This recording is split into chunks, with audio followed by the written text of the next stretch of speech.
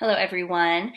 Before I get started, I wanted to apologize for this. I was at work a little bit later than I thought I was going to be last night, had a family emergency this morning, and am now trying to get this done before I have to go to work again.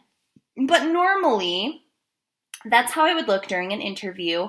Hair pulled back out of my face so that I'm not playing with it during my interview, and neutral colors so that it doesn't draw attention away from me during the interview. So without further ado, here we go. Interview. This word either gave you some excitement or an overwhelming feeling of fear and anxiety. How can some people ace an interview while others struggle? No matter how you feel about interviews, there's always more to learn. I am here to give you 3 great places to start in your journey to acing your next interview: research, questions, and the mock interview. In section 28 of his book, Did I Really Just Say That?, the author points out that you can't talk about what you don't know. When preparing for an interview, do your research. How to Prepare for a Job Interview points out that it's important to find out everything that you can about not only the job, but about the company. This can help you answer some questions and come up with a few of your own.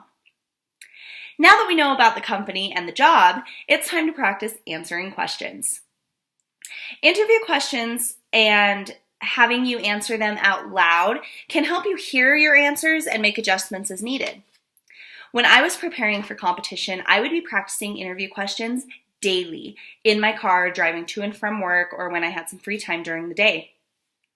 Answering these questions out loud can hear how you are answering questions, get rid of filler words, and can help you get to the point faster while still answering the question.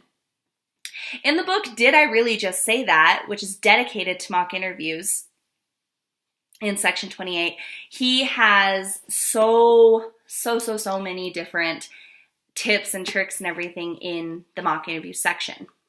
So, get this book.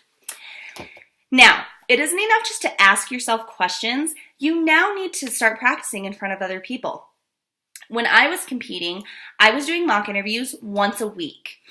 In my competition, I was preparing to be in front of 5 to 7 judges who could ask me absolutely anything for 10 minutes.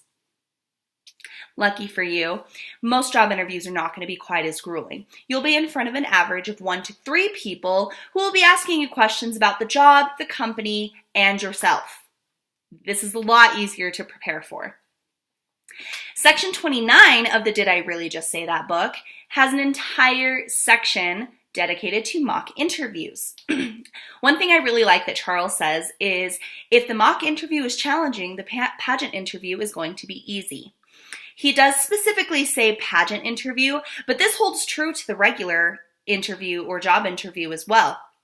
If you're drilled in a mock interview, you are going to be so astoundingly more prepared for anything that gets thrown your way in the actual interview.